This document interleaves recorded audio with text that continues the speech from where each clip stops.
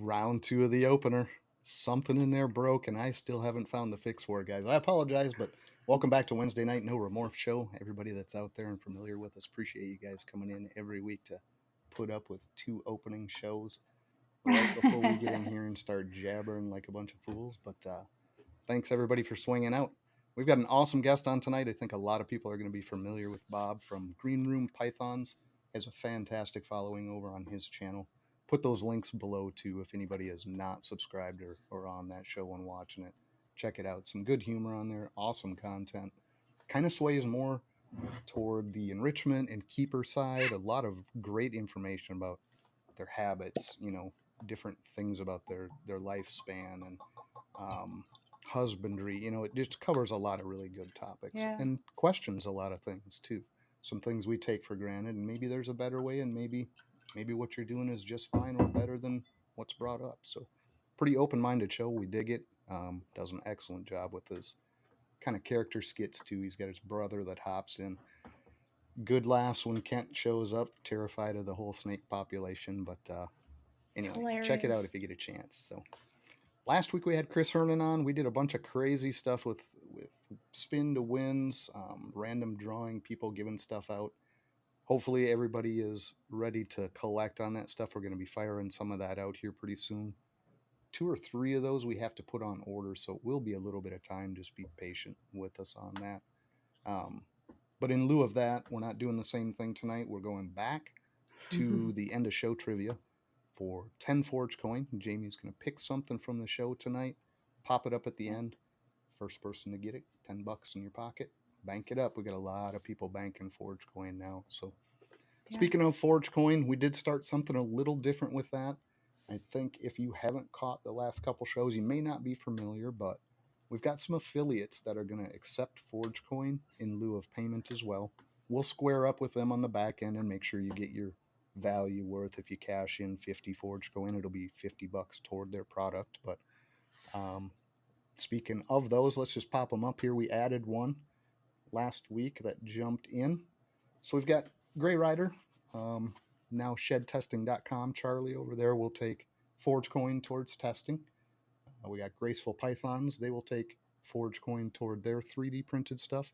I believe towards snakes too, but Jamie was kind of talking with Jamie over there, so we can clarify on that. But Chris I'll have to double check with her. We only talked about the 3D printing stuff. So okay, it could be just 3D printed products, right. But either way, still an awesome deal.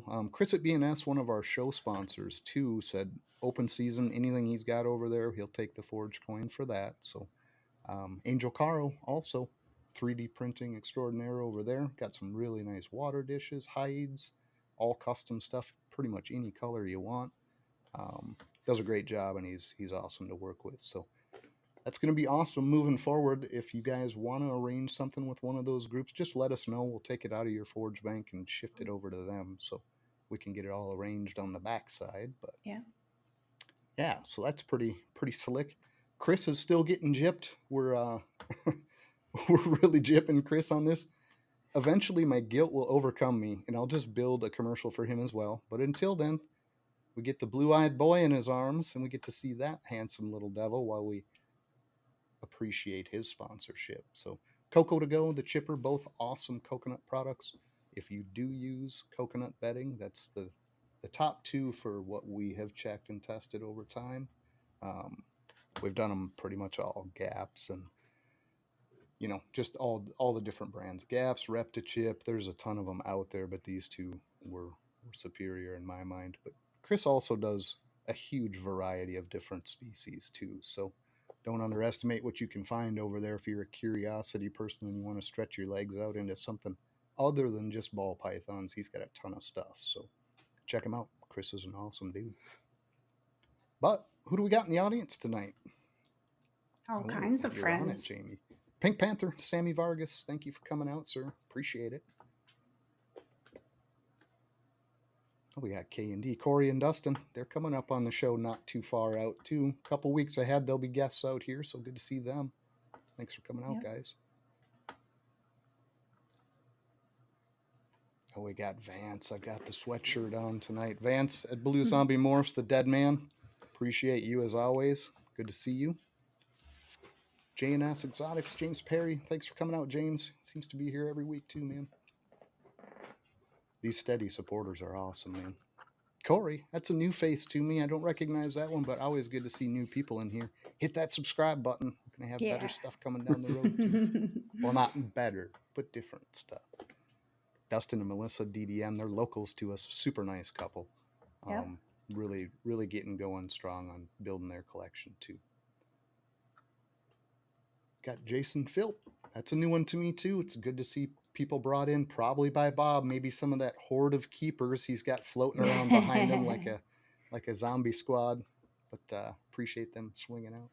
Jason at Basement Pythons, he is up for the 15 minutes of lame competition this year. Heck yeah. Go vote for that guy. He's comical as hell and just an all-around good guy. So good to see you, Jason. Got Will's hella heat. Always good to see Will. He's everywhere, it seems like, and he's got some really nice puzzle project stuff going too. So check his stuff out if you get a chance. Got Kike, just finished up that stuff for Kike. Hope the family is doing well and all of that stuff's helping out Kike, but salt and the support right there.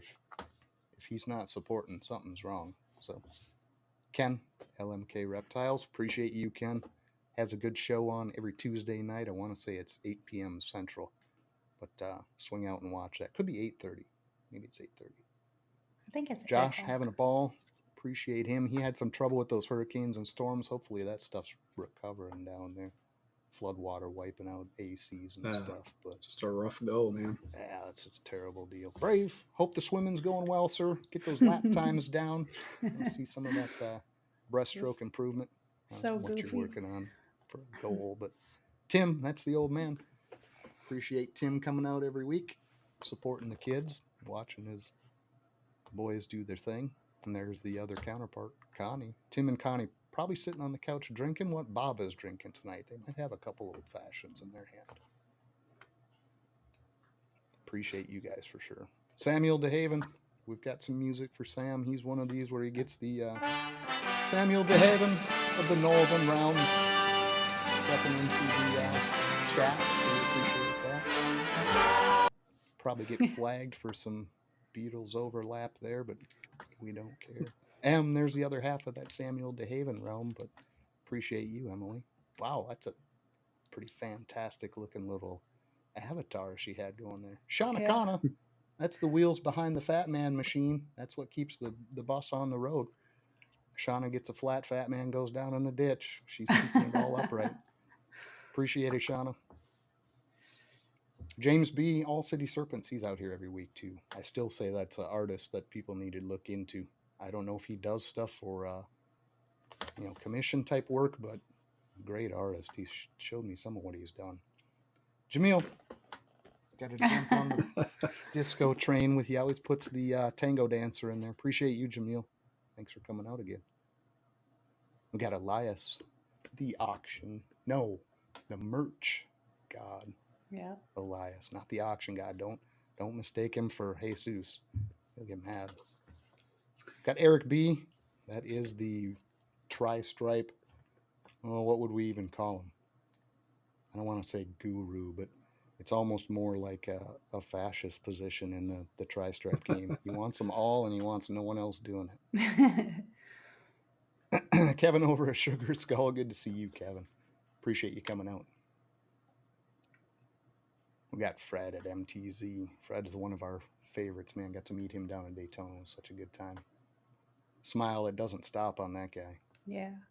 We got Ro. Good to see you, Ro. He's got a good show every other week, the Chondro Corner that goes up on the weekly. Keys, T Keys just got done with their show, the whiskey show, every Wednesday right before ours. And then they're turning into a network. So it's going to be a whiskey bomb network. And they're going to have multiple different shows, different days of the week, covering different topics. But so far it's Wednesday. Then you got him on Hair Down Fridays. And you got Wiz on Saturday night. And then you got Sunday with OG. I mean, they're filling up the schedule. They're busy. Fast. Mitzi Ann, always good to see you. I think, how do you do? Yeah, I think this is how old people do the heart. Old people, yeah. Yeah, my fingers don't bend that way, man. Yeah, only the young kids can do that other weird finger thing they do, but pause. John over at Mission Morphs, appreciate you, sir. John M. we call him, but always good to see him in here. It's going to be a guest coming up shortly as well. Got Jake CH. Oh, Vinnie is my uncle. Okay, specified there. So good to see you, Jake. Thanks for returning after that. Who the F is Greg? I'm going to keep it clean here for the time being, but he knows what I mean. Greg at Ripon. Good to see you, Greg. One of our first guests on the show weeks and weeks ago. We got Wiz in the house, part of that Whiskey Bomb network. There it is, Whiskey Bombs, all going across the emojis, but you'll be able to catch them almost daily on one show or another. So those guys do fantastic stuff. Right down there toward the tail end, Jamie? Yep, getting there. Okay. Just a couple left, I Will. think. Will and Audra, Flawless Exotic Creations. Tons of nice gecko stuff, and honestly, not slacking in the ball pythons either, but super nice couple. Awesome to see you guys out. Thanks, Will. Still scanning. Yeah. Everybody saying hi to each other gets complicated in there. Yeah. Big Mike, Ramry's Royals. We just got a snake from Mike. Awesome snake, actually. A Beautiful Grim snake. ODYB Vanilla Pastel Het Clown girl that's almost up to size. So we got a lot of plans for her. I want to see the Grim and the Clown for sure. So appreciate it, Mike. Charlie, there's the first and foremost sponsor of the show right there. Jumped on the train right away. Appreciate you, Charlie. Thanks for coming out, hanging out. We got DJ. That's the Off the Plank crew. That's a Tuesday night show. They've got a nice panel on there with Banna and Brian and B and DJ. They do a good show. Darren, Sloan Morphs, good to see you all the way from the West Coast. Appreciate it, Darren. Thanks for coming, hanging out. I know you're probably cleaning right now. I think that's what you said you do on this night. Set your phone down, listen to us, and clean your stuff. So appreciate it, 100%. I think well set. I believe Yeah. so. Beautiful.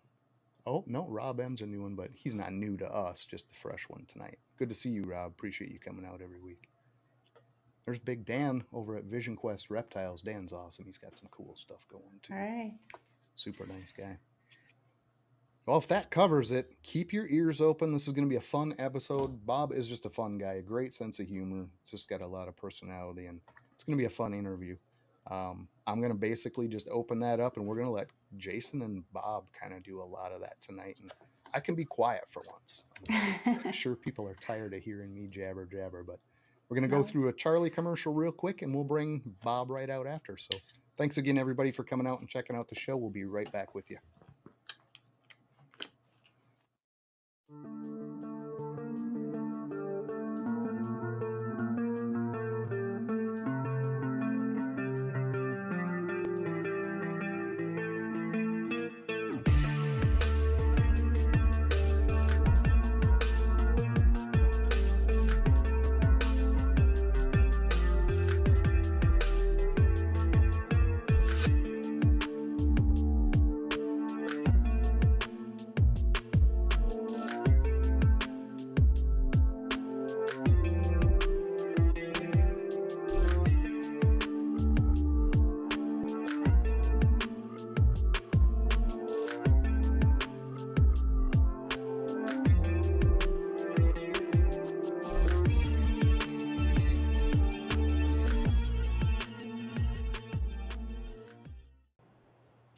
We have Bob with Green Room Pythons, Bob Bledsoe. We should throw the last name in there for all the people that want to IMDb you, look up your history and catalog and all that good stuff. Hey, no need to do that.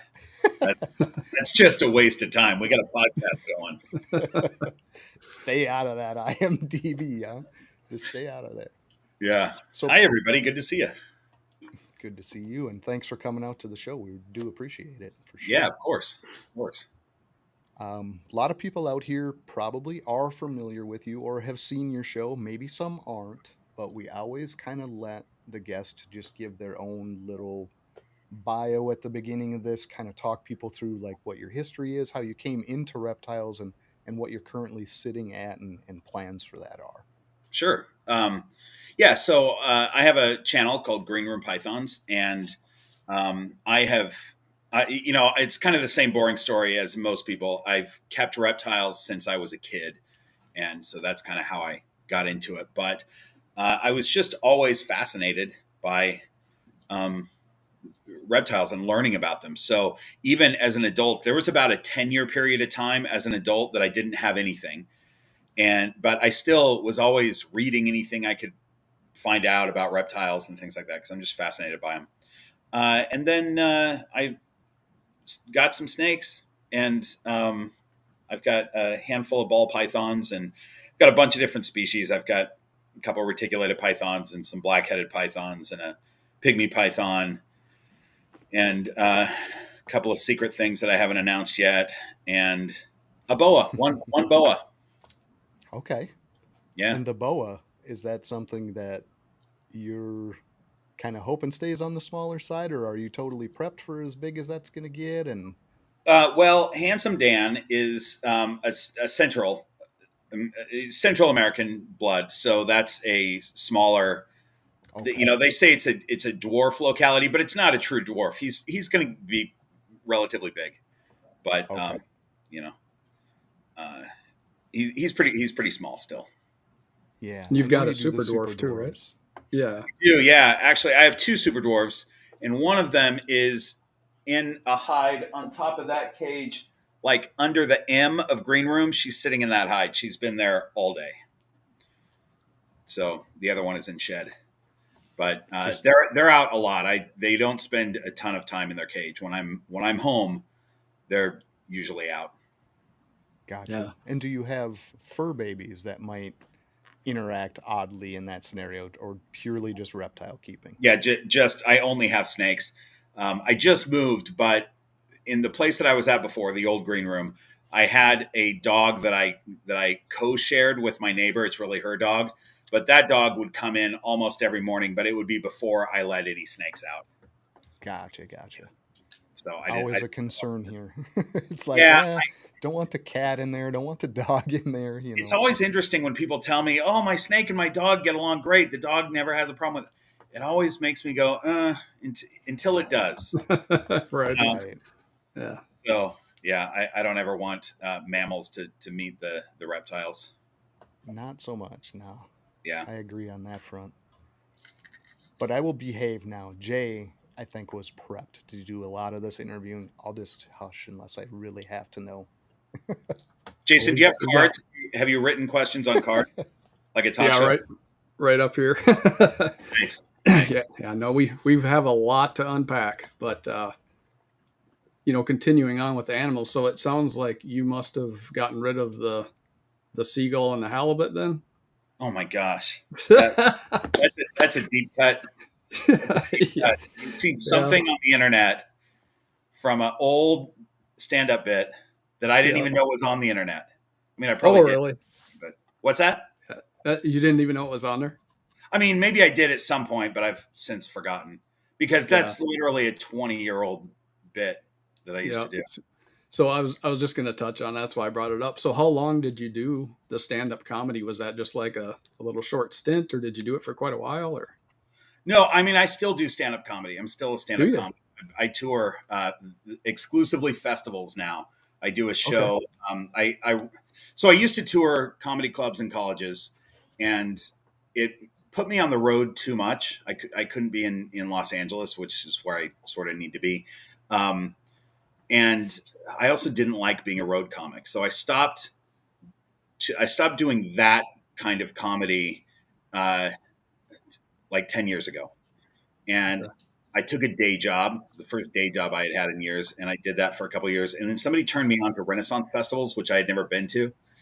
And I went and looked at a festival and realized that they have stage acts. And I was like, I bet I could write a stage act specifically for a Renaissance fair, and I could probably make decent money, and I wouldn't have to be on the road all the time. I could go and do these Saturday and Sunday festivals and be right back in LA, which is what I did. So I still do that now.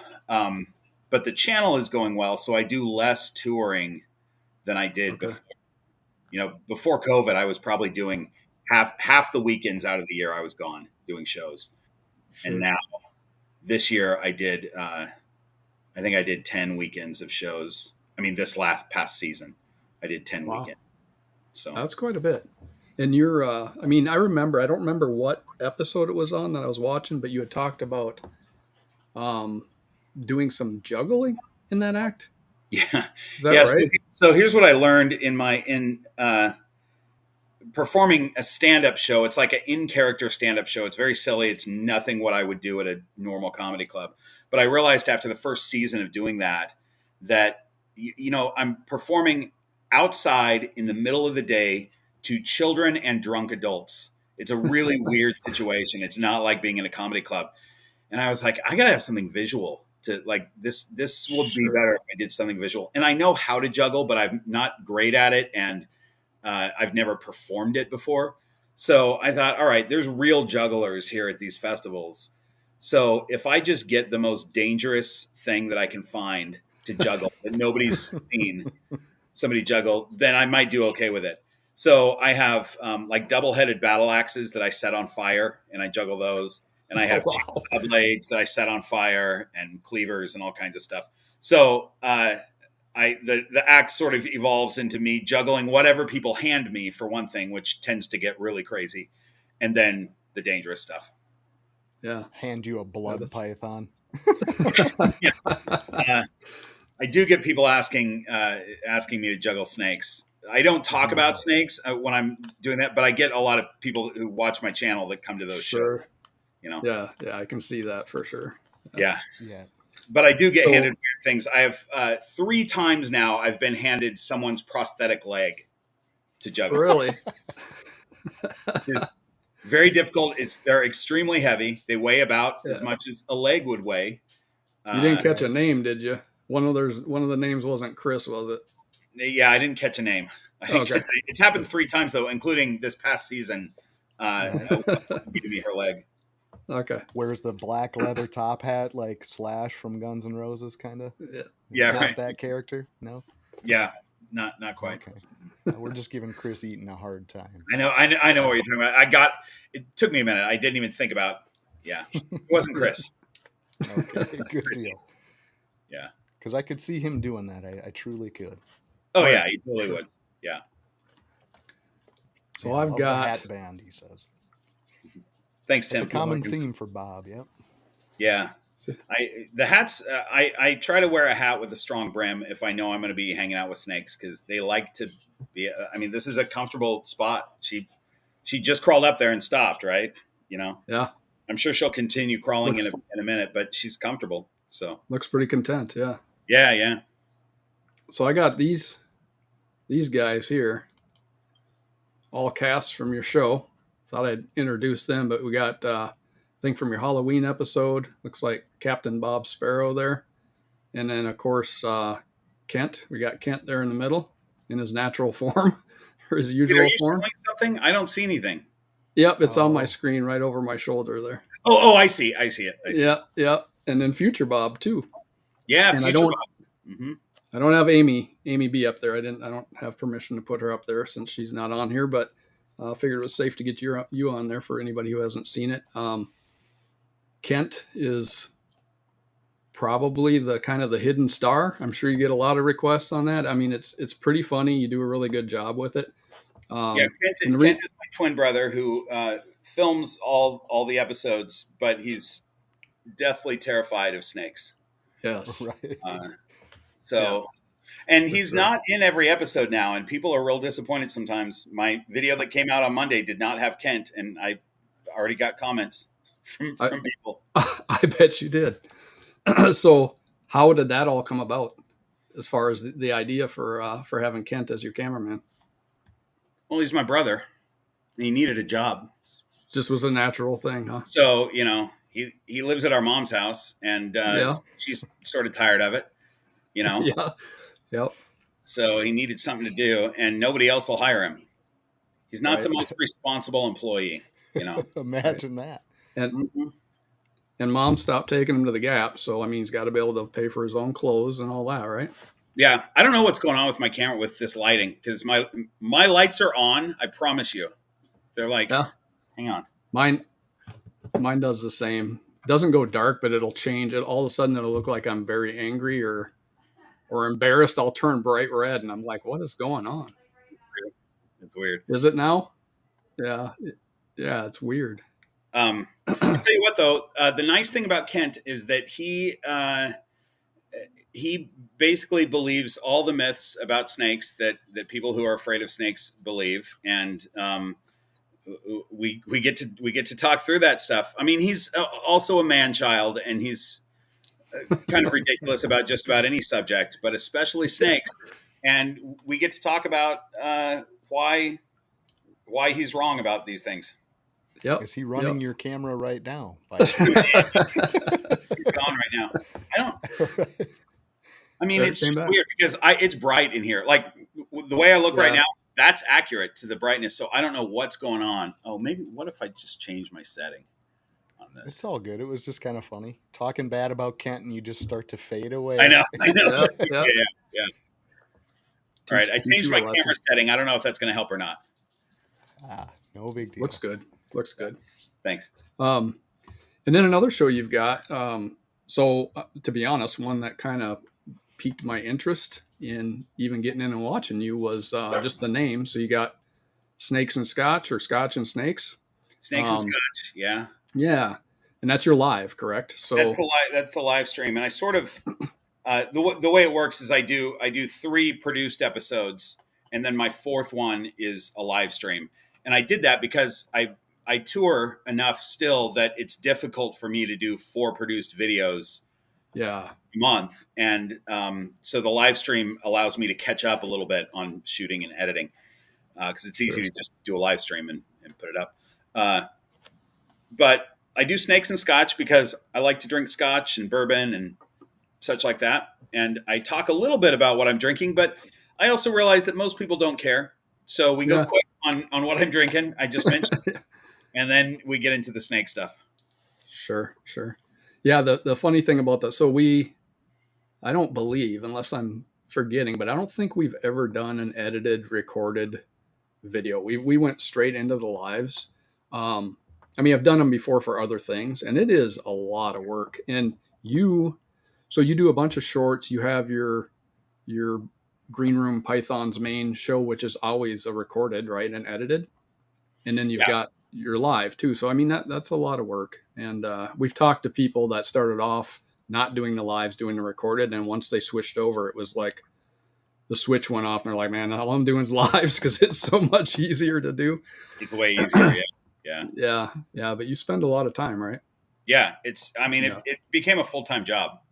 So during COVID, when COVID hit, all my gigs canceled, and I started the channel as a response to COVID. I mean, it's something to do, because I wasn't touring anymore. But to make money, I started. I've always taught music. Well, not always, but I had been teaching music a little bit. Like I had a couple of students, but I ramped up my students where I had a good full load of students that I could teach over Zoom during COVID. But I was also building the channel, and so the first thing that I did when the channel started doing well is started dropping students, and and now I only teach one family that I'm friends with, and it's my friend who brought me the old fashioned that I'm drinking right now, and her parents who are both in their 90s. So I will teach them ukulele until they cannot learn anymore. I was just going to ask. So what do you play? What different instruments do you play, and which ones do you or have you taught? Well, I've taught all the ones that I play, even though I'm not a great player. I am a pretty good teacher, especially to beginners of guitar. Like I can teach beginning guitar, but I'm not great at playing it. I'm fine, but I'm not great. I'm better at ukulele and mandolin, and I'm okay at banjo. Okay. And I've taught all of those. Wow. Gotcha. Pretty awesome. Yeah, and I did not anticipate that either. I just knew about the acoustic guitar. And based on purely your logo, I just kind of tied those and didn't branch out. Yeah, most people don't even notice that, but my friend who designed that logo did that on his own without me even saying it. He shaped it he said he was shaping it like a ukulele, but it's also obviously a guitar shape, whatever. Mm-hmm. Yeah, very cool. I always thought that was a great aesthetic to combine the two. Thank you. Yeah, and then I guess another thing to kind of talk about. So the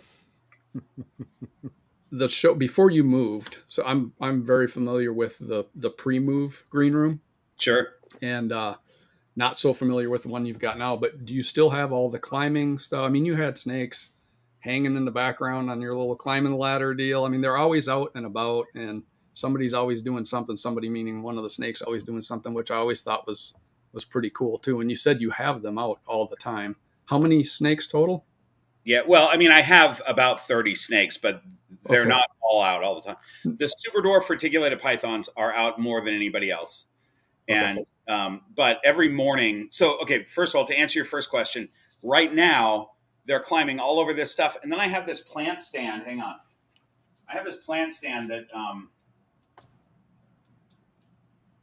that I got just for them, but then I put plants all over it, and so now I'm trying to figure out how to keep plants on it without them knocking it off. But so I have them climbing all over that kind of stuff right now, but I have a whole other wall that I haven't built yet. That's going to have some pipes, and the ladder that you probably remember from the old green room is waiting to Yep. go up on that wall. So I have an entire other wall that I'm going to design, and I'll use that as a background for some of my videos too. So I'll have a couple of different sets kind of within this place that snakes can Sure. roam around. But as far as the snakes, most ball pythons don't want to free roam. They're not comfortable doing that. No. They just want to stay in their little den. But I am set up to free roam snakes. So if I have anybody that when I come out early in the morning, if they're at the front of their tub and I just open it, if they want to come out, it's up to them, and Yeah. they can roam. So I have a handful of ball pythons that do like to come out at different times. It's not always, and some of them it's seasonal.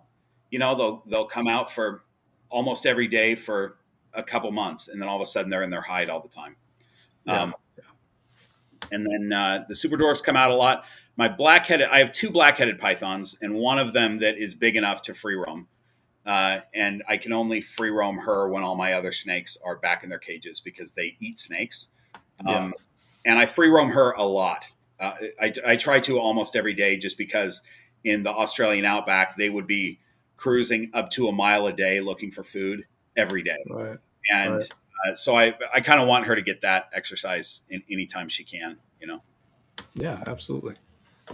That was it hit on a lot of the things I was going to ask. So I realized the reticulated super dwarfs they're going to want to do their roaming and climbing. I mean, they're just built that way. I Yeah. was curious how much activity you really saw from the ball pythons, because I feel like it would be pretty limited. And if they did come out, they'd just find another place to hide. Exactly. Yeah. That's exactly what they do. But some of them, it depends. They all have their own personalities. And some of them will cruise around for a while. And especially in the new place, everybody that has free roamed so far has spent time making laps around the room. They want to figure it all out. I have one ball python that's been out a lot, and she's already figured out what her favorite spots are. I have black box hides all over the room. And this one hang on. I have this one that's kind of big. It's got a hole at the top, sitting at the bottom of this deal, and this is her favorite hide. So now she doesn't make the laps in the room anymore. She just goes from her tub to this hide and curls up. And sometimes it's for half an hour, and then she comes out and cruises around a little bit and goes back into it. And once she's been in there for about an hour, I just put her back because I know she's asleep for the day. And then I have others that prefer to sit under the couch and they want to hang out under the couch for a while, But Right. I try to keep track. Completely. What's that? Completely what I picture too is like they're gonna go find under a couch and they're just gonna curl up under there. Yeah, but they do. It's interesting. They will cruise around a little bit for maybe 10, 15 minutes, or sometimes half an hour or so, and then find their spot. And they might be in there for 20, 30 minutes and come back out and cruise around. So really, it's only when they're in there for an hour or so that I know that they're set for the day. Gotcha. The retics, it's interesting. I have two reticulated pythons, super dwarfs, and I'm going to take this one off my head because I hate what she's doing to my hat. So Echo, who's right there, I don't know if you can see her, but now she's got her head out. She finds a spot. Yeah, so you can see her head right there. Yeah, just See barely. that little Yep. brown- So she's looking for food. And she's always, she comes out and she finds a spot. She'll be there all day. The piece of wood that's on above my hat there, she's usually curled up in there waiting for food. So if I get my hand too close, she'll strike because she's just waiting for a bat to fly by. Yeah. My other super dwarf is very food motivated, but when she's out, she's not looking for food. She just wants to cruise all over the place. So I have to keep an eye on her because she kind of never stops moving. Yeah. So very, very different personalities from the same species of snake. It's funny because when you said that, it's immediately what I was thinking when John asked the question. It's like, well, with the ball pythons, I know I have a couple here that if they were allowed to be out and roam, they'd roam all over, for a bit, and they'd find a spot, and then, like you said, 20 minutes later, because they just like to do that, and other ones have no desire. But if you tell people that have never had snakes that they have personalities, they look at you like you're nuts.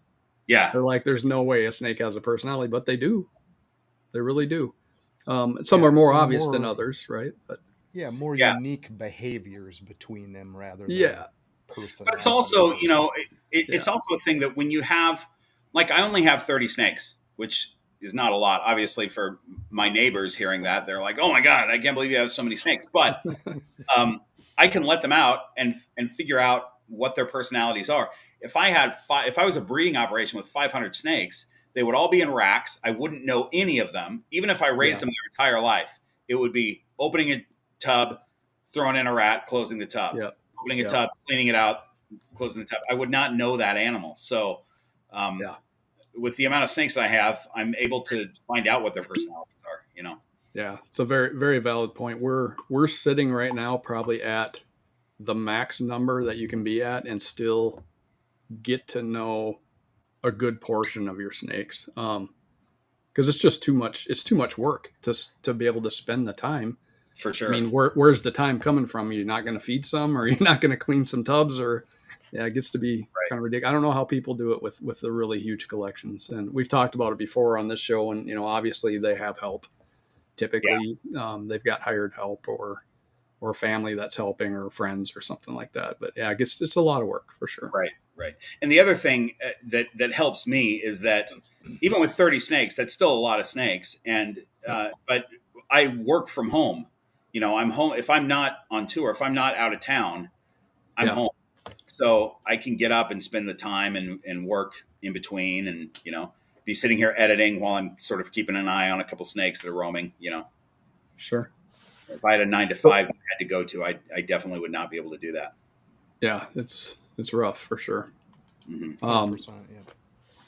As far as your snakes and how you keep them, I can see in the background you've got quite a few vivariums. Is everything now? I know I think I've seen on one of your shows you were looking at some hatchlings that you had in regular hatchling tubs, which I think is almost the only way you can do hatchlings. I think hatchlings of any type of snake are best in tubs. Because regardless of the species, they're looking for a place to hide. They're exactly not confident yet. But pretty much all my ball pythons are in tubs. I have one that's in that bioactive enclosure, and then the other enclosures are different species. Makes sense. That's exactly what I was going to try to get at, because the ball pythons, I've had them in the vivariums, and if you're really particular about it, you keep really all the sides closed off except for maybe a portion in the front, which then it's kind of like, well, what's the point, right? Other than you've got maybe some more natural habitat for them to be in. They just don't do as well. They really like to be in a tight, closed area, and they're more comfortable, less stressed. Yeah, I think it depends on the snake. I have some in tubs that I think would do really well in a larger vivarium. I have some in tubs that I don't think would do well. But I do think that they're super adaptable. So when a pet owner gets a new baby snake, you can adapt them to a vivarium really easily. They're going to do fine. Yeah. If you get an adult that's lived in a tub their whole life, it's going to be tough to be comfortable in a vivarium. The snake that I have in that vivarium, he's been in there ever since he's been with me. And so I keep him in that, but he's not the best suited to a vivarium. He doesn't use it very often. He's, sure. I have subterranean hides for him.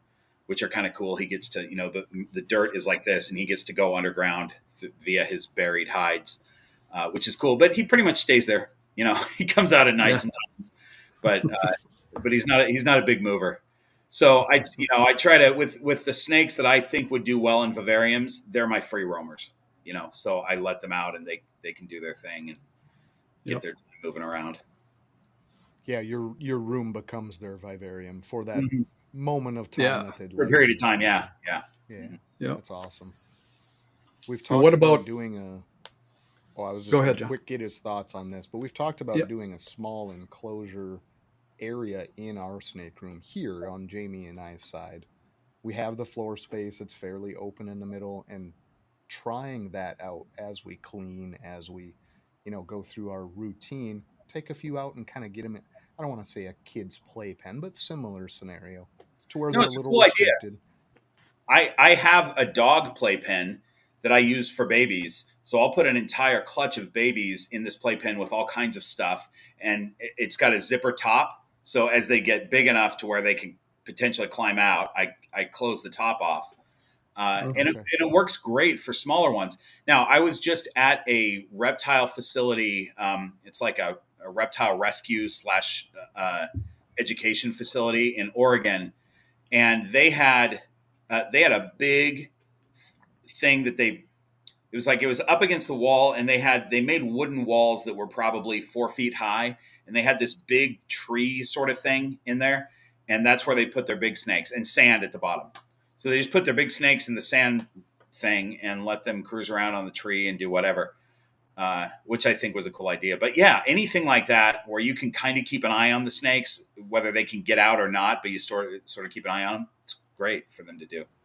Yeah, it just seemed like a natural thing for them to want to stretch out, move around, get their time, and it would be once a week for an hour, right? But yeah, sure. have that opportunity for each to see that kind of environment for a bit while you do your necessary things. Sure, yeah, it's way better than just putting them in an empty tub, Right, exactly, yeah. And that's the issue too, is in that environment.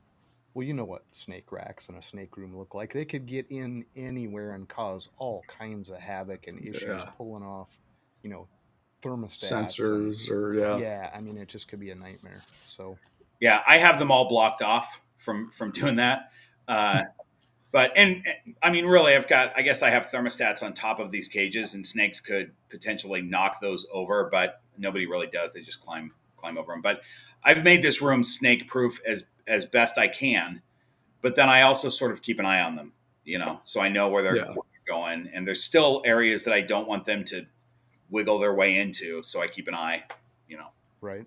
Yeah, those 5-tier rack systems with a little gap between each one, they could weave in there so quick that 2 minutes, if you weren't looking, they'd be just a tangled mess in there, You know what? So, I trained one of my snakes to not go into the rack, to come out of her tub. I always wanted to go into the back of the rack. And it's one of my favorite things because I target train a lot of my snakes, and I have target trained ball pythons before. I don't use it with them anymore because you don't need it. But she would always come out of her tub and try to get into the back behind another tub, whether it's hers or somebody else's.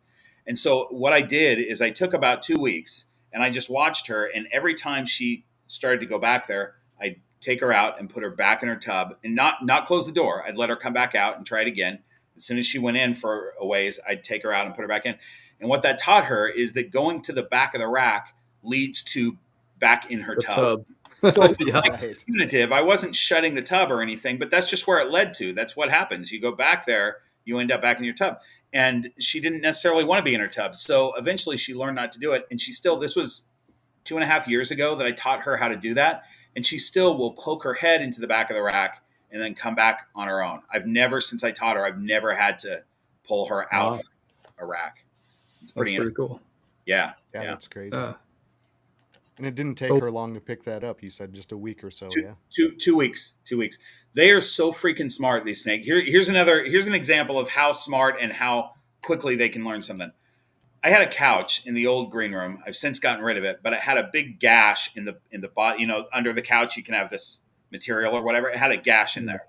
And I knew that a snake was going to find that gash one day and it was going to be a pain to get them out. And I was just waiting for the day, right? And so I had a snake who this one, I'll show you which one because she's right here. Delilah came out of her tub and was cruising around a little bit, and I hadn't seen her for a little while. This is Delilah, super pretty. Love this girl. Yeah, beautiful. Is that asphalt?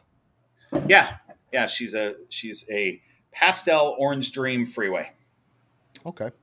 And she's great. And this one is asphalt too, not freeway, but asphalt.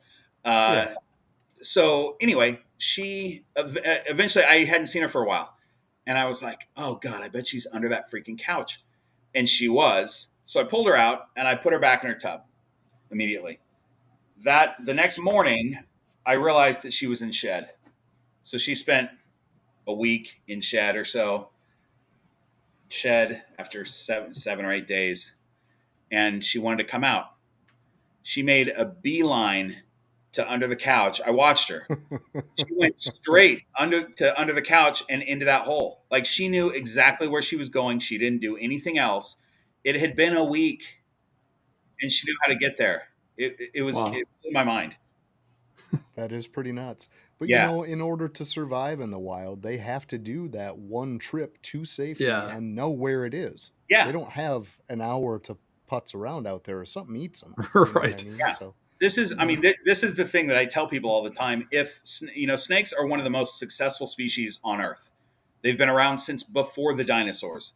If they didn't have the ability to learn, they would not be as successful as they are.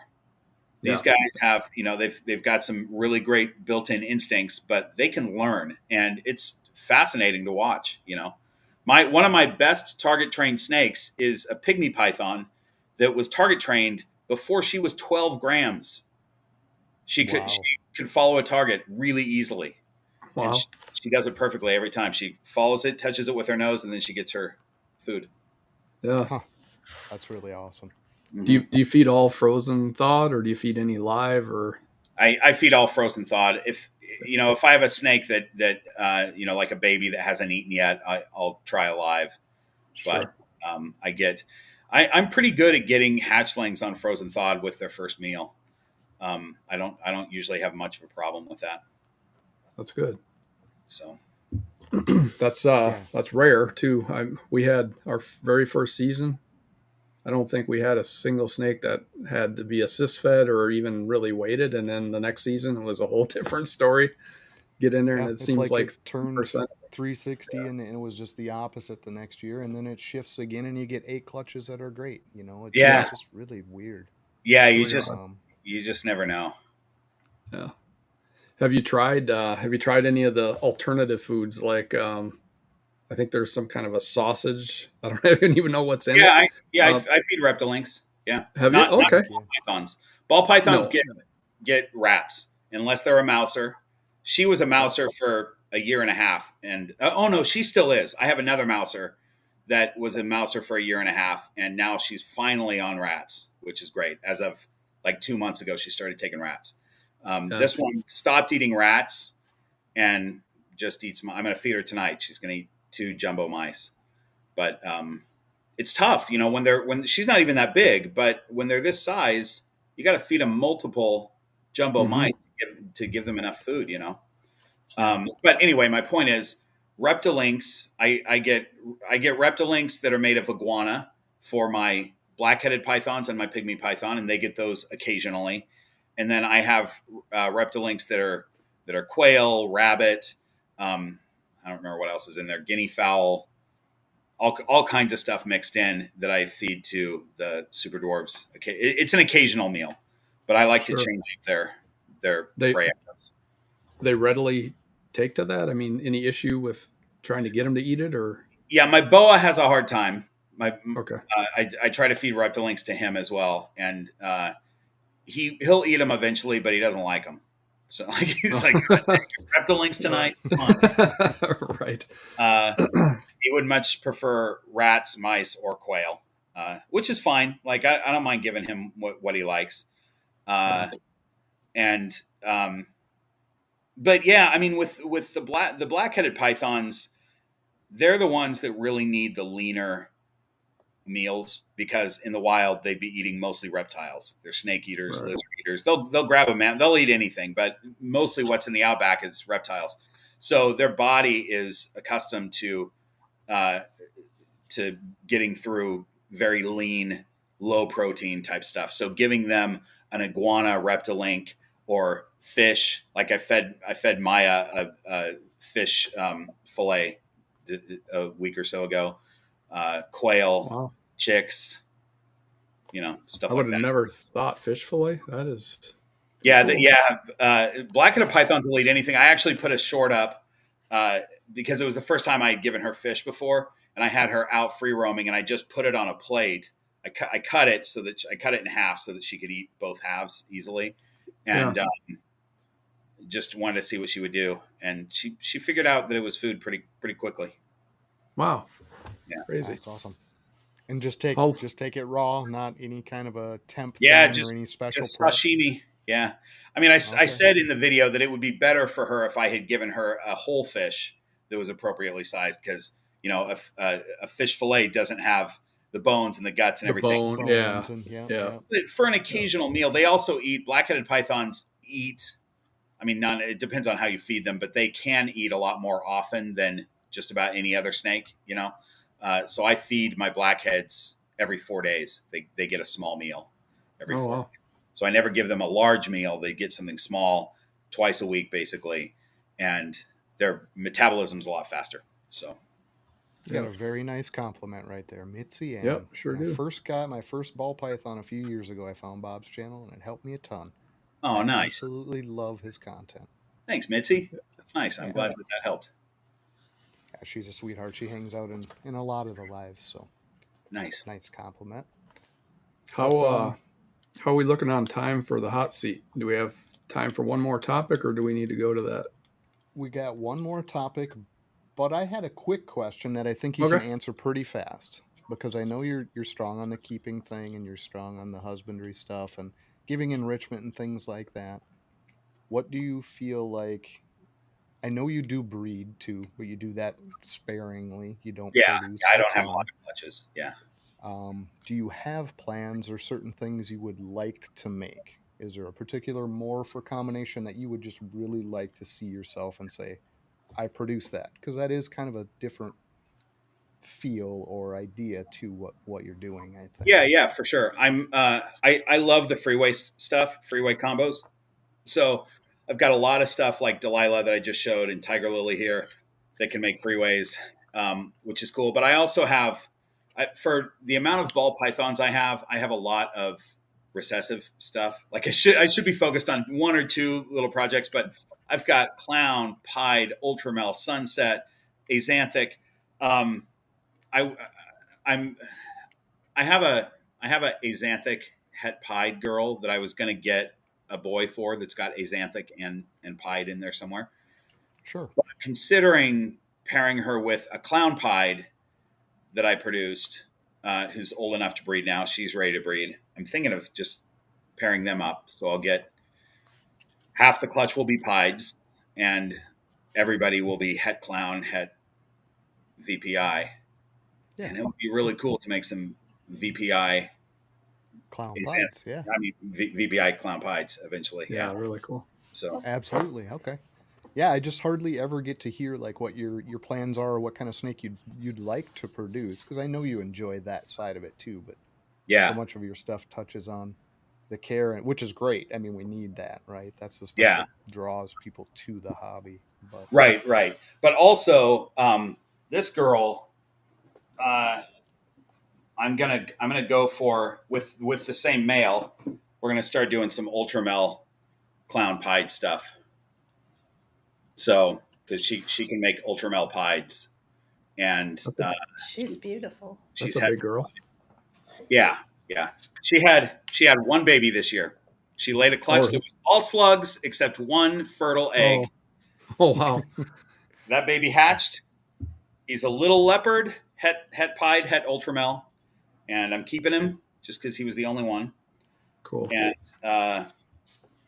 And this year I'm going to pair her as soon as she gets back up to weight. I'm going to pair her with my clown pied. Do you have any thoughts on why it slugged out so heavy? Maybe just first time mom, or I don't maybe know. temp just wonky, or It's first time boy maybe? no, she slugged out completely the year before, so I don't know. And it was the same Oh, male, so I'm pairing her with a different male this year, and we'll see what happens.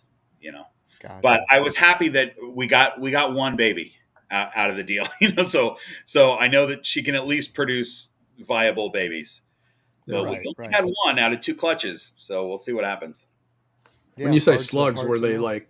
were they obvious slugs? Yeah, Like you could just tell? Okay, because we had one that would little lay. tiny yellow slugs for sure. Yeah, we had one that would lay beautiful eggs. You'd look at them and you'd swear, man, these are gorgeous eggs, and you'd candle them, and there's like a vein, maybe 2 veins, or maybe none, and yeah, and would not produce any offspring.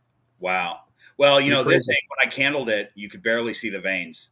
They Yeah, were very light, and I was like, I don't think this is going to work, but I'm going to put it in the incubator. We'll see what happens, and he sure. has. So Yeah. Yeah, 2 years we went with that girl, and the eggs looked gorgeous. Perfect texture, nice size. She looked great before and after. I mean, there was nothing, off, or that gave you any indicator that they wouldn't be fine until you candled, and you're like, man, that is very faint, and they would all just go bad. wow, Um, she so did that odd 2 years. situation. Yeah, She did 2 years back to in a back row. years. Yeah, Oh no, bummer. yeah. So Different kind of different odd. pairings too. Wow. And nothing weird in her genetics, no problem genetics in there. What was she? Super pastel, lesser leopard, het clown. So, Oh, I Hmm. mean, nothing like really odd that, is a trouble gene, but Yeah. um, Interesting. that was real different. But Yeah. we've got a hot seat. I don't know if you want to bring the snake in there with you. It gets pretty darn warm. She'll probably be fine up on that hatch. Yeah. I think. She'll be okay. She'll be away Okay. from the fire, I think. Yeah. So we're gonna drop you in there with Jamie. She's just gonna send you through the ringer here real All quick, right. and we'll Cool. see you on the other side. Hopefully everything comes out just fine. I'm All sure it right. I will. hope so. Yeah. Well, good luck, Bob. Jamie, you Thanks. ready back there? All right, here we go, guys. Hot seat time. It's hot seat time. Oh, it's getting warm in here. Hi, Jamie. Hi. I love your hat decoration as well. Thanks. She's super happy up on my hat, I guess. I think it makes me want to hold some of ours more, so I have one that mellow. Yeah. Yeah. Well, I hatched her out, and she has. I have video of her crawling out of her egg. I happened to Oh, notice it. I saw in the incubator that she was coming out, and so I yeah. rolled camera on it. And so she crawled out of an egg into my hand. So Right. She thinks you're her dad. yeah, probably. I just have one question real quick before we get started. And if you answered it, I missed it. When you have them free roaming, do you have more than one snake out at a time, or do you just do one at a time? No, I usually have more than one. I have a rule. I have several rules. So I don't bring sexually mature males out together, and Okay. I don't bring sexually mature males and females out together because I don't Right. activity. Yeah. So multiple females can be out free roaming at once. Okay. My super dwarves are often out together, but I Okay. keep them in different areas. I don't. My other rule, and I don't know if it really matters, but I don't intermix the species because Right. I feel like they wouldn't meet in the wild, so I don't need them to meet. So my super Yeah. dwarves have never met any ball pythons, Right. and That makes sense. Yeah. yeah, and same with Yeah. my boa. My boa roams by himself. He has areas that he goes that the other snakes don't go. Handsome Dan. Handsome Dan, yeah. Very nice. All right. Are you ready? Let's do it. I'm going to start sweating here. Okay, this No, is it's rapid fire, right? Well, some of them are. It's kind of a mix and match. It's not Okay. difficult though. It's just fun. Okay, Okay. Would you rather climb a mountain or jump off an airplane? mountain. Big outdoorsy guy. The Office or Parks and Rec? Well, I was on Parks and Rec, so I got to say that. I'm a huge Office fan. I Yeah. mean, I'm a big fan of both of them, but Parks and Rec hired me, and so I've earned You money got- from it. So I You got to got to say, go for them. I knew it would be a tough one for you. yeah, it is. If Lord Voldemort offered you a hug, would you accept it? Mm-hmm. Heck yeah, come on. Yeah. Antique or modern? Antique for sure. Jim Beam or Crown Royal? I got to say neither, except no, it's Jim Beam because I sometimes I have barrels that are like this big, and I sometimes will age whiskey, and it only works if you take a whiskey that's already kind of crap that you're not going to enjoy, and you Right. age Not it for a going to little dust bit them. in a small charred oak barrel, and it will change the flavor of it. It'll add some character to it. Okay. Okay. Very good. Jim Beam is one that works really nicely for that, actually. So I'll say Jim Beam. Okay. Your favorite carb: bread, pasta, rice, or potatoes? Bread. Polka dots or stripes? Oh, good question. Stripes. Would you rather come face to face with a baby hippo or a giant cockroach, and they're both in a bad mood? Oh, the hippo. It's a baby, not a big hippo, not like a killer hippo. Right, But, a baby hippo, yeah, but an angry baby hippo. yeah. I feel like I'm pretty good at changing the energy of animals, even though I've never worked with hippos before. I feel like I can. Gotcha. I mean, I think I can. Wait till I'm in the situation. I'm like, no, it's going to kill me. Oh my god! But sitting here At in this least, chair, I think I at can least it'll control it. be cute. Yeah. Right. Okay. Art gallery or history museum? History museum for sure. Cold cereal or hot cereal? Cold. LA or New York? I live in LA, but New York because I live here already and I love visiting New York. Yep. So, New York. Would you rather be able to speak multiple languages or be able to talk to animals? Talk to animals. in multiple languages, right? Yeah, right. Yeah. Farmer's market or grocery store? Farmer's market. Black beans or refried beans in your burrito, assuming you like burritos. Black always. Yes, burritos and black. What's the most unusual pizza topping you've tried and liked? Oh. What's an unusual pizza topping that I've tried? I know I've had weird pizzas before, but I can't think of anything. Like macaroni and cheese pizza or For sure. something weird. Yeah. I mean, mac and cheese. Yeah, I have had that, and that is weird, and I love it. I can't remember a pizza topping I didn't like. Okay. So, like, I don't know that I've ever had a pizza where I went, oh, I don't like this. No. Especially in that voice, that would be awesome. Yeah. In your opinion, what does a person need to be happy? Oh, they need to have the ability to not compare themselves. Right. To others. That's an excellent answer. Yeah. And that cork sound. Yeah, what was that? Yeah. Was that you? Are you thirsty? Jason doing something with a cork. What was your favorite childhood TV show? Oh, man. I had a number of, they weren't even kids shows. It was MASH. I loved MASH. Yeah. I loved Star Trek. Loved Gilligan's Island. Me too. Yeah. Yeah. I loved Gilligan's Island. Do you remember? You might remember. I was probably 7 or 8, somewhere around there. I don't know. So late 80s. They had every 3 hours or something, they had a code and you could call in to win something. My mom had me on that. Like, really? Yeah. I don't know. That might have been a regional thing. I don't remember that. Yeah. They'd pop up a code or something. It was crazy, but it was fun. Cool. What age do you want to retire? I don't think I ever want to retire. It would be, unless I had something to do, right. I don't think I ever want to retire. Everything that I do for money is stuff that I love doing. Right. That's perfect. Yeah. If you could hang out with any cartoon character, who would it be? Oh, that's a great question. It's going to be,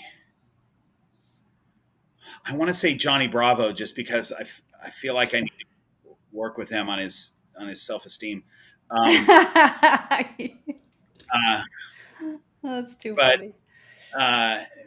I'm a big fan of Phineas and Ferb as well. Yeah. That's way after my time, but Phineas and Ferb was a great show, and I used to hang out with the writers. I used to go to the Disney lot, and on Fridays they would have They had a bar in their writer's room, Yeah.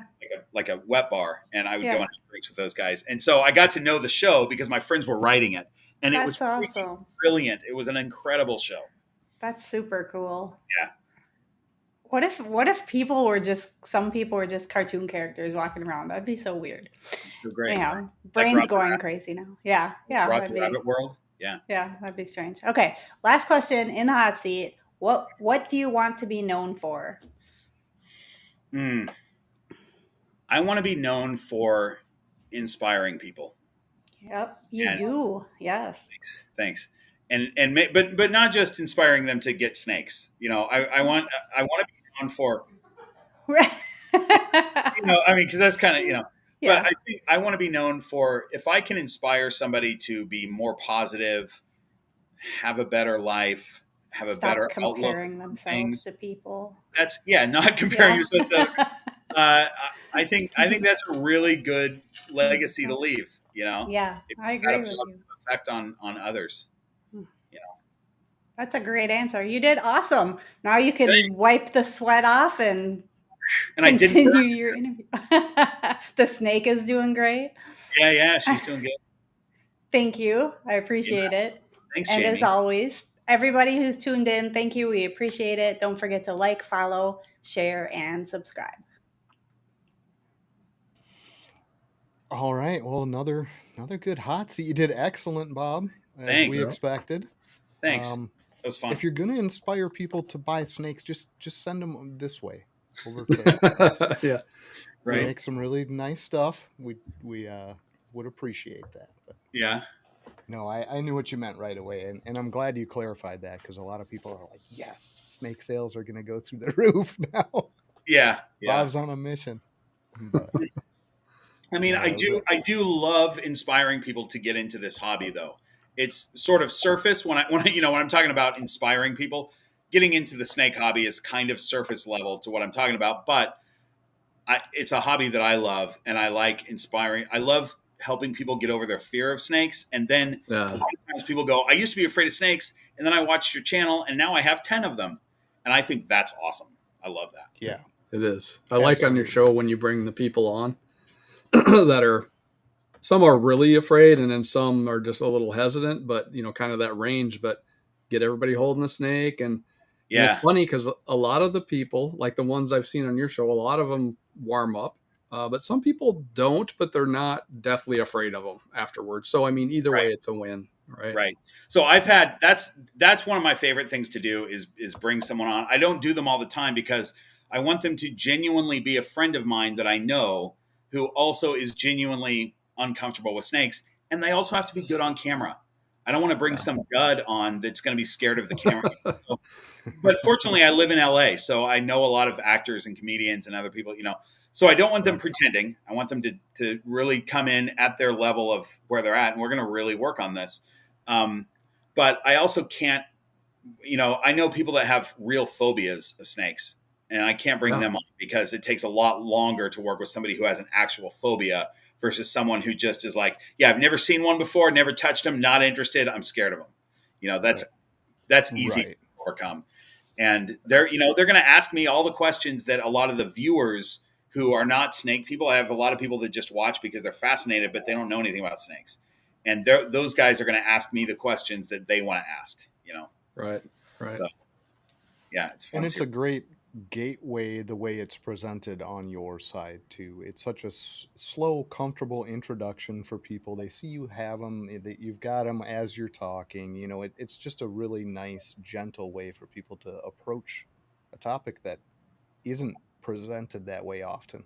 You see Thanks. so many of the "I got bit by this" and all these flash clickbait headlines of things that doesn't really do us any favors. It doesn't. Yeah. Right. They might watch it out of curiosity, and maybe that 5% segment that really is fascinated with the animals and is going to be anyways might follow that route. But the people that are on the fence and borderline, they need a different way into this to see the value of these animals as a good pet. Yeah, for sure. For sure. So yeah, much appreciated on that front, for sure. Oh, thanks. Yeah, I love doing that. Absolutely.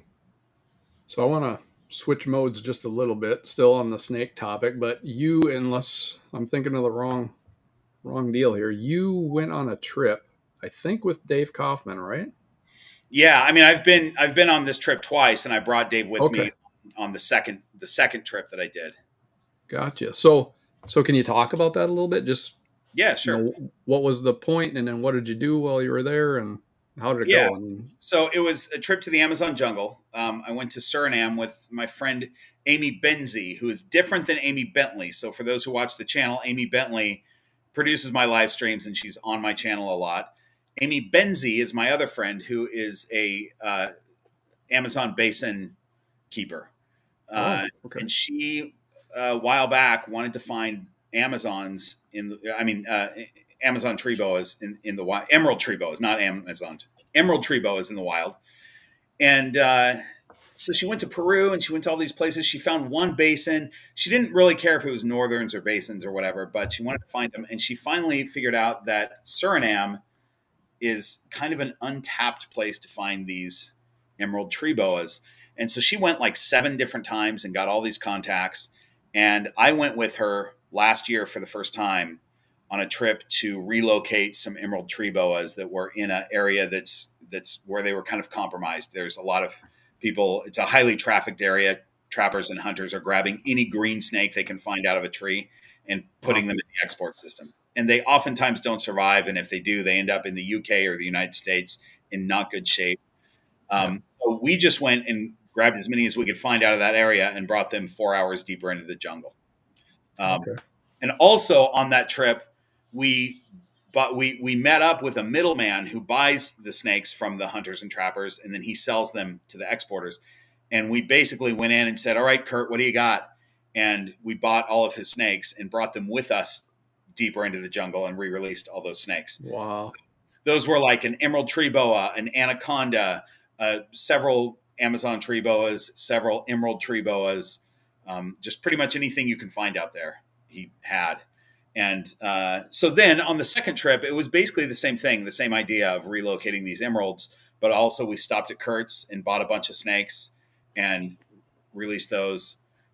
I'm big on unless you are a breeder who's trying to diversify your bloodlines, that's a different story. But if you're like looking for pets, don't buy a wild caught animal. Don't buy an animal that's been ripped out of their home, and thrown in a box. Yep. 100% agree. Agree. And like you say, to bring something singular, wild in to repropagate a bloodline and get fresh genes in there, I think is kind of critical. Not in mass. Well, whole numbers, different like story, you and say. definitely critical to do that if we can. Yeah. A lot of times we can't. The Australian species we can't. What we have in the U.S. is what we have in the U.S., and that causes problems sometimes because we don't have a lot of bloodlines here. So if we can take these Amazon species and diversify a little bit, but you're talking 1 or 2 animals here and there per breeder, Right. It's not super common. But for somebody to walk into a reptile show and go, all right, well, there's an Amazon tree boa for $1,200, but this table over here has them for $7. So I'm going to buy one of those. So they buy this $700 snake that 2 months ago was ripped out of a tree and it sat in a bag for 2 months while it's in this export system. Not a great situation. Yeah. No, 100% agree. That's a terrible trend. And even to get that small batch as you're going through there and turn that around it's just a really nice step. You're there. Why not? Well, and the other cool thing is this was a dream trip for me. I'd never been to a jungle at all like this before. And being able to go twice and spend two weeks each time deep in the jungle was amazing. But, seeing these animals in the trees in their natural habitat, watching what they do, being able to release them into a tree and watching them climb up and go off into their world is incredible. So it really is kind of sad when I see them at reptile shows now, because I've seen where they came from, and a lot of them that are sitting on a table at the shows that I go to came from the exact spot that we're relocating them from, Right. So I know where they would be if they weren't caught, Right. Yeah, Yeah, valid that is points. awesome. Would love to do that. The whole jungle thing. Period. I mean, I've never closest we've talked about it before. I mean, we kind of grew up down by the Everglades, which is jungle like, but it's still not the jungle. It's nothing like the Amazon. It would be It's really, pretty great though. I love the Everglades. yeah. Yeah. Oh yeah, for sure. But Yeah, would ran really like to around do the barefoot Amazon trip. Yeah. as kids Yeah. there for years. I mean, it was Yeah. people would, It's I don't know, it's hard to even describe like how we actually lived. I mean, we had a pair of shorts on and that's it for about 6-7 years, honestly, as kids growing up. I mean, we never put a t-shirt on, never a pair of shoes. I mean, if we went into a store, obviously, but Yeah. we were pretty we were pretty rough out Yep. there in the woods. It was fun. And I Yeah. do miss that aesthetic. You've had a much more genuine connection to everything, honestly. yeah. The earth, what you're Absolutely. about, you felt better. I mean, yeah, Yeah. it just I it was lived on cool. the edge of a neighborhood. I grew up on the edge of a neighborhood, and on the other side of my street was the forest. So neighborhood behind me, then the forest. So yeah, same. Just Perfect. running around, through the woods. It was great. It was great. Yeah. And going, taking a trip like this where we're not like staying in an Airbnb and go on the edge of the jungle and then taking trips in like you do sometimes. We're going deep in the jungle with a hammock, and we're slinging a hammock between two trees and sleeping in the hammock. It's got mosquito netting on it, but you can look up Yeah. and see fireflies flying through the vines at night. It's I incredible. was going to ask about that specifically. So if you stayed out there for, I'm guessing at least overnight, if not several days, right? Oh yeah, we end up deep in the jungle for 9 days, I think. Okay. Nice. Yeah. How'd you fare with the bugs? And I'm sure you got rain at times. I mean, survived it all, huh? Yeah, the bugs, I got barely bit by anything. I think I just got lucky. I think there are seasons where there's more bugs, but both times I went, I hardly saw any mosquitoes. Um, the first I went kind of on the edge of the dry season the first time, so we only got rained on a couple of times, and then the second time I went, I was hoping to go during the wet season. I went during the middle of the wet season because everything's different. You have different animals out. It's going to be a different situation. You go to the same spot, but it's different. But they were having a drought, Oh, so it was still dry, but it was still amazing. I mean, we still, it was really incredible, but it only rained a couple times. Yeah. Did you get to see any other kind of animals? I mean, obviously you got the snakes, but there had to be all kinds of things in there, right? Yeah, we at about 3:00 in the morning, we're coming home from when we're looking for snakes. We're on a little boat, and we're going super slow along the bank of the river, looking up into the trees, which is so much nicer than traipsing through the jungle. Like just sitting on a boat, yeah. for snakes in a tree. It's so great. But it's about 3:00 in the morning. We're going real slow, looking for snakes still, but we're on our way back to camp, and we see a jaguar at the edge of the water, which was amazing because people go to. I love Jamie. Jamie's in the background. Yeah. For the audience that can't hear, Jamie just said, "Holy shit!" Yeah. Oh, So the audience can't hear Jamie. The audience can't hear that. No, she's backstage. No. Oh, okay. So I figured I'd fill it in because we all chuckled at the same Good. time. I thought everybody could hear that. That was funny. No. So anyway, yeah. So we see this jaguar, and the funny thing was, he like right when we saw him, I grabbed my camera. I'm fumbling with my camera, to try to get it rolling, and the jaguar turns and walks away. But our driver and our guide start making a sound like it was this crazy sound. And I asked him what it was later, and it was the sound of a wounded bush rabbit. Yeah. Which was great. But the jaguar turned back around and came back to the edge. We're on a boat, so we're safe. But he came back to the edge of the water to see what it was. So we got a really great shot of him. It was cool. Nice. Cool. We saw that, and like tapir, monkeys. You wake up in the morning and you can see the monkeys aren't close. They never were close to where we were, but you can look through the trees and see the silhouettes of them jumping around and playing early in the morning. So cool. All kinds of macaws flying around, parrots and stuff. It's amazing. Yeah. The monkeys would make my day. I'm a huge monkey fan. Me too. Especially my daughter makes fun of me. I'm always sending her little videos of monkeys, and she's like, "You're ridiculous." It's my favorite animal is a primate. I went to Animal Con this year, and I made friends with this little capuchin monkey. who absolutely went nuts over the fact that she met someone with a hat and a beard. And Yeah. Yeah. she was swinging from my beard. I have video. I just put out the video from Animal Con, and it has tons of footage of this capuchin monkey jumping, grabbing my beard as the first contact to get onto my shoulder, swinging from it. It was my favorite. Check that out. Is it a short or is it a? I did put shorts up with that monkey, but it's also in the Animal Con. There's way too much monkey content in my Animal Con video. But if you watch the main video, you're going to see a bunch of cuts to long super cuts of this monkey jumping into my beard and on my hat, taking my hat off. She wanted to figure out how the hat comes off, and it was great. That's awesome. Such curious little things. Cool to watch Bob Bledsoe talk about going to the Amazon jungle. Thanks, Mark. Oh, cool. It is Thanks, cool Mark. to hear those stories. And you know that something internal about my lack of knowledge of the area, I would constantly be, I don't want to say paranoid, but concerned for the insect side of it. The huge centipedes, the bird-eating spiders, that kind of stuff would have me I was top for sure. guard. Do you know I what was I mean? for sure. And let me tell you this. We did more jungle hikes on my second trip, and I brought Amy Bentley with me. Or let's not get the Amy's confused again. So now we got Amy Benzie and Amy Bentley in the jungle together. And Amy Bentley is deathly afraid of spiders. I have a bit of arachnophobia, but me too. We'll spot every spider in the jungle because she's so afraid of them. But we're going through these jungle hikes, and she's going, spider, spider, spider.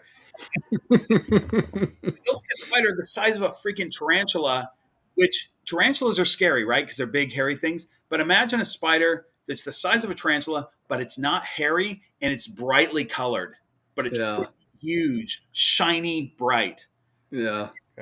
Way scarier to me than a tarantula. So anyway, they've got these huge, they're basically, they're orb spiders. So what I learned later is they're harmless because they're related to orb spiders, but they're the size of my friggin' hand, and they got, webs that are like this.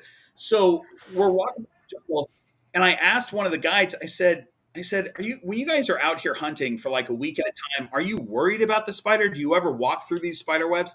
He goes, we're not worried about them. It's not a problem. But he goes, you're not going to walk through the spider web. You'll walk into the web and it stops you.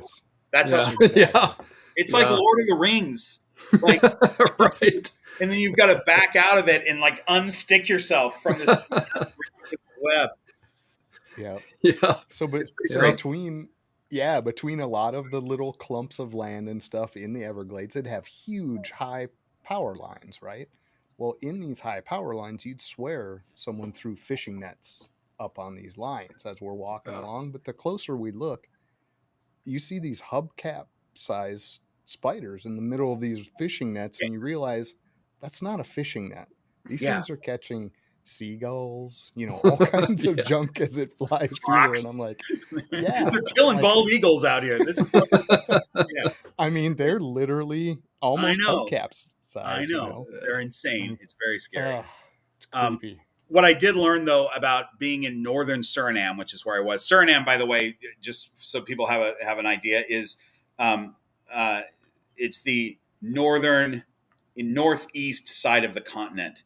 And it's between Guyana and French Guyana. It used to be Dutch Guyana. It's a little country. It's the most carbon negative country in the world. So it's 96% forested still, which is incredible.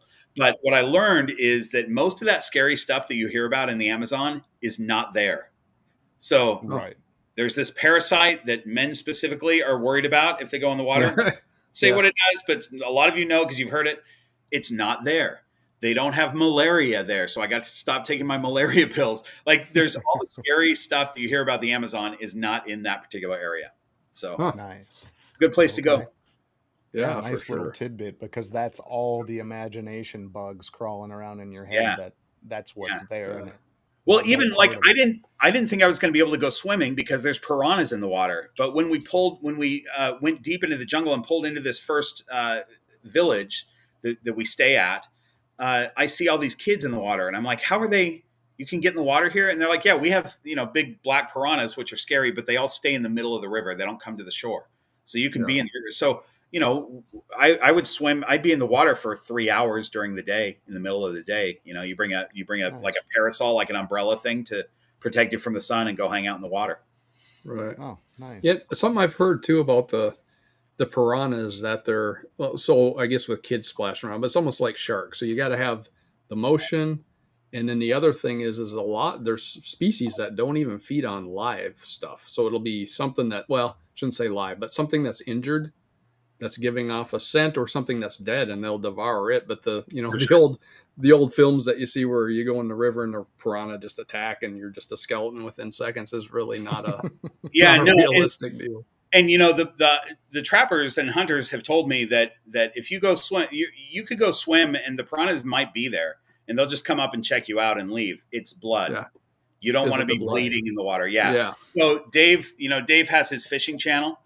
Yes. Dave Kaufman's Fishing Adventures or whatever. So he's filming for that, and we're at our camp, and he's out with one of the other guys, and they're in the boat just right off shore in the middle of the river. It's a big river, and he's fishing, and he gets a hook caught in his finger, and so the guide is trying to help him get the hook out of his finger, and it basically transfers from Dave's finger into this guy's finger. So now they're both got holes in their fingers from this, and they wash their finger off in the water. The guide's wife, who was our cook, walks over, and she takes a line and throws it way out to where they just were, pulls up a piranha immediately. So she knew that she could catch piranha because they had just put blood in the water. Yeah. And a fantastic food, smart. Right? I mean, a lot of those tribes do eat piranha. I understand it's like a delicacy almost. Like so I had heard that it doesn't taste very good, and it's hard to eat because there's tons of bones. I've had it there, and the way it was always prepared for me, and it was absolutely delicious. And they did something where I didn't have to deal with the bones. Like they know how to do it, but it's really good. I ate piranha several times while I was there, and wolffish, which is a scarier fish than a piranha. Yeah, those things are terrifying. The wolffish have the giant fangs in the front. Is that right? Giant teeth. Yeah, piranhas have their teeth, and we looked at this after catching one. You can pull back their lips, and you can see these razor sharp teeth that perfectly interlock. So that's how they can just take a chunk. One of our guides, who's a good friend of mine now, he actually, it's so weird. He lives in the jungle in Suriname, and he can WhatsApp me. So I'm like, I'll get a WhatsApp from him. Hey, Bob, how's it going? And he's like in a hammock in the jungle. But anyway, that's awesome. He's got a scar from, they caught one in a net, and it jumped off the net. And as it was flying and flying through the air, it just grabbed a chunk out of his arm, and he's got this big scar from this piranha just going slice. Huh. Wow. Yeah. Wild. It's pretty crazy. Definitely not something you want to goof around with, for sure.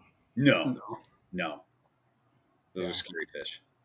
So Bob's going to hate me.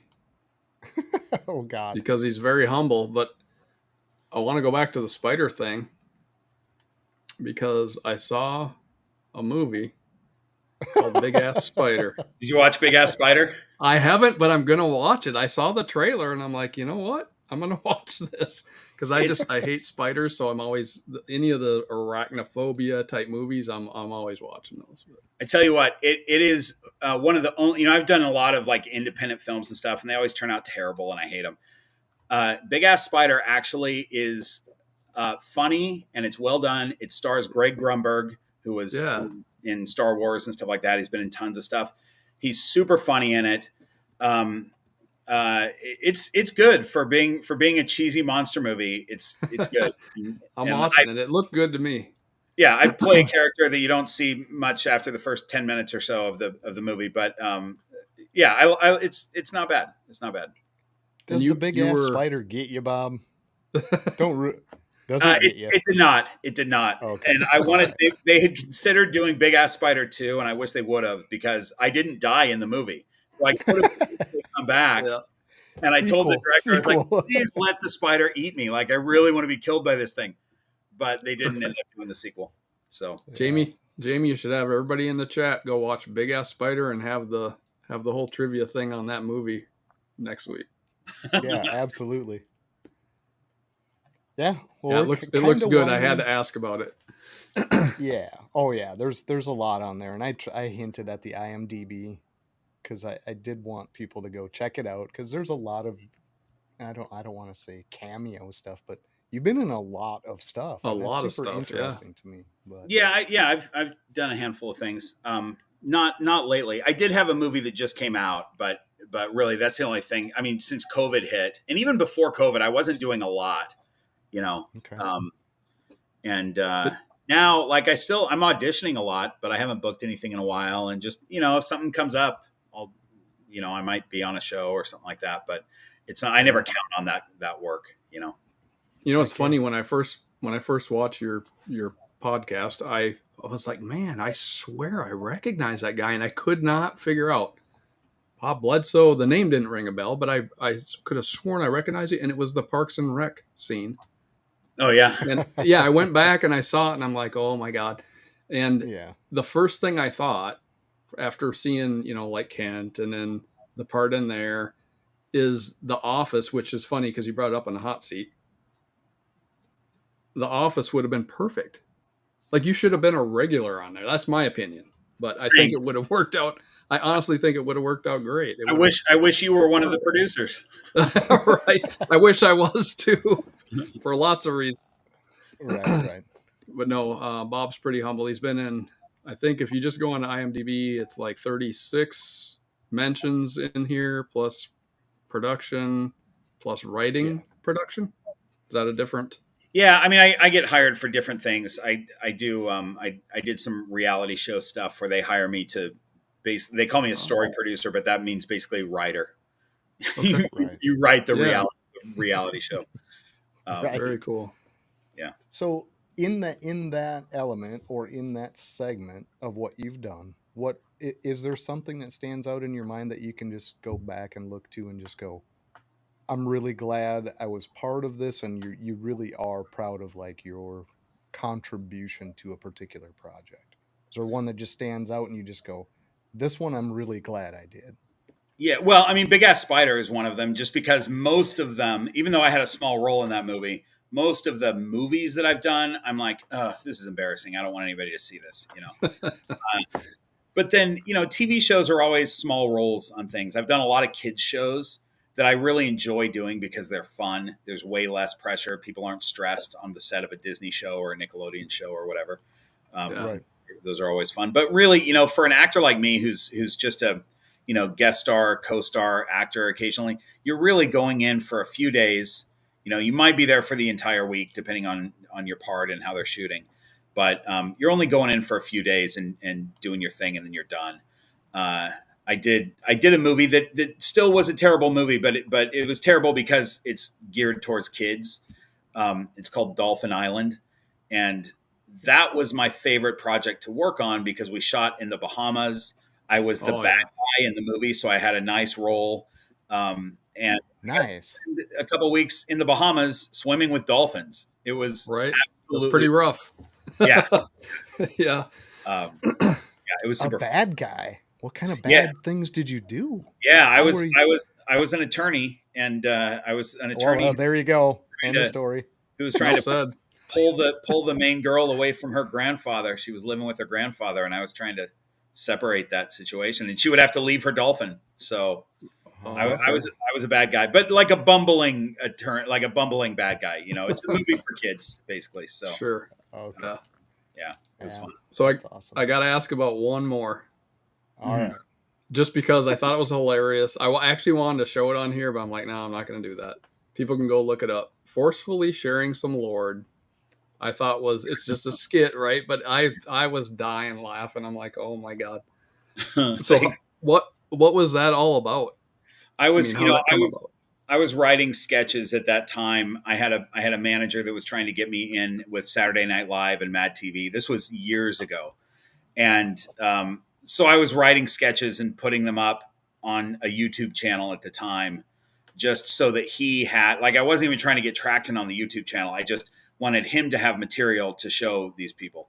And that was one of the sketches. I had a friend of mine who's a comic also that used to, and I would have, because I didn't know how to edit at the time. And so he was my editor, but he was the guy that's also in the sketch. I would usually put him in those sketches because I wasn't paying him to edit. I would just be like, here, you can be in this sketch, but you got to edit the thing, you know? Right. Right. Yeah, I thought the genius in it is it kind of starts off, and even all through the first half of it, it actually makes you feel uncomfortable, which is awesome. Because I mean, you sold it. You totally sold it.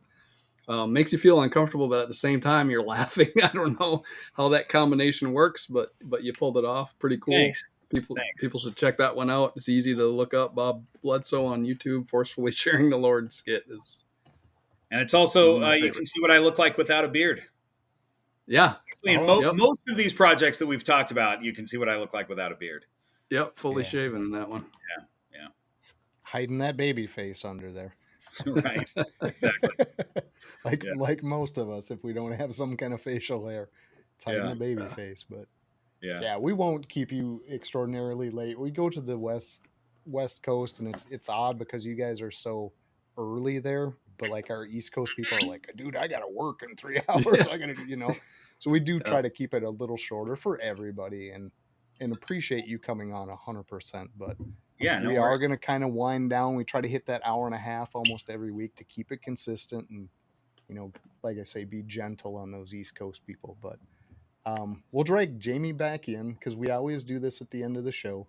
We're going to cover some material throughout the show, and she just picks a trivia question, on anything you talked about, and we have a ton of stuff she can grab from for little trivia.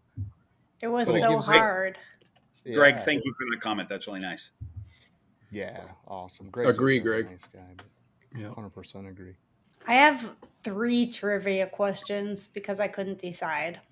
Oh man, how are we going to run that, Jamie? I know. Do you guys want to do A, B, or C, and then I'll just pick that one? Holy cats. We'll leave Wait, it up to tell me Bob. about this trivia. Is this trivia for us to answer or for the audience to answer? For the people in the chat. People in the chat, that's what I Yep. thought. We give $10. We call it Forge Coin. We give $10 away to the first correct answer every week. Yeah. Yeah. So, Bob, we're going to put you on the spot. A, B, or C? Which trivia question of the 3 is she going to use? B. Okay. B.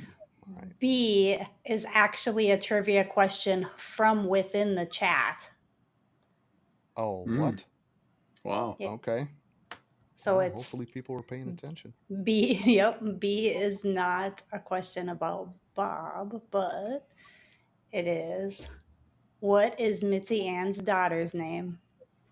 Well, that Mitzi Ann's going to get this 100%. Well, Mitzi Ann can't answer. No, I'm just kidding. Oh, just no. Okay, we better just throw this one out for fun and then pick A or C. I don't know. This one's a wonky one, Jamie. Hit her with the band. Well, I thought it could be from Bob. the chat or from the show, and that one was relevant because of the answer and the. Except that Mitzi knows it. I know. Okay. Oh man. Okay. So A or C? A. A is, what is Bob's boa's name? That's a good one.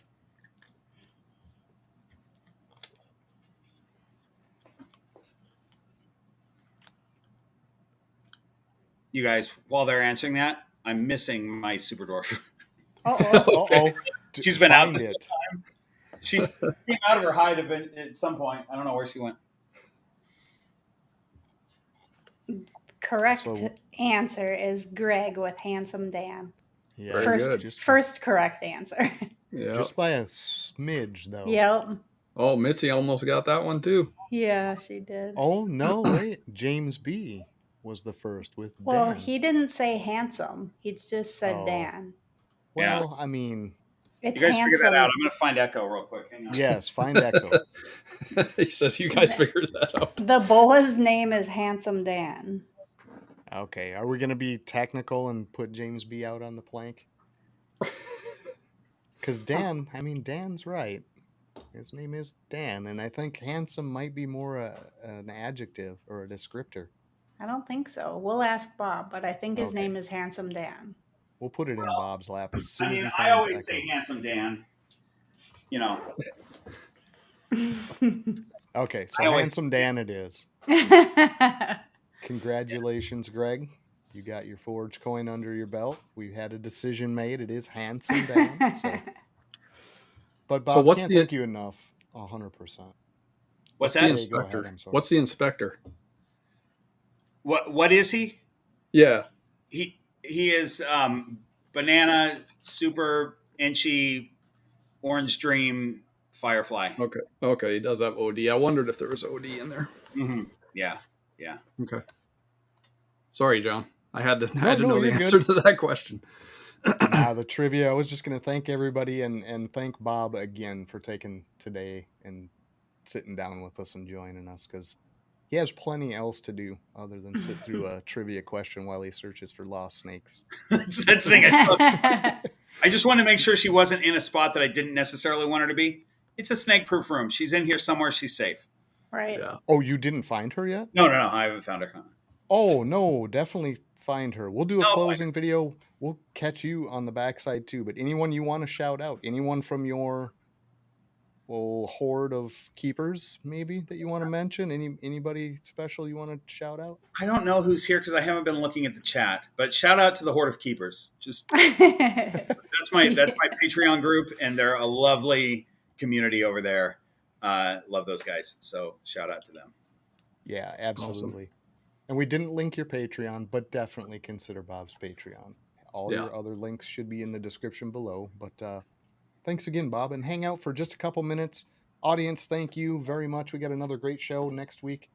It's going to be Garrick DeMeyer on. He's obviously been in the breeding side of things for a long time. We've met Garrick a couple different occasions, and he's a very nice guy. So it's going to be awesome to sit down with him and see where he's headed. So, and by the way, he's where the inspector came from. Oh, really? Garrick bred the inspector. That's awesome. And my Ultramel that I showed earlier is from Garrick. Oh, that was a pretty Ultramel too. Yeah, Garrick's an awesome guy, and it's going to be fun to sit down and talk with him. So very much appreciated, Bob. Can't say it enough times. Oh, thanks, you guys. Talk to you talk to you in just a couple. Close this out, but everybody finish out your week strong. Thank you again for hanging out, all you East Coast people. I know this is getting late for you, and we do appreciate everybody in here. So have a fantastic week, and we'll see you next week. Peace out. See you guys. If I can find my closing. I get better at this at some point, I promise people.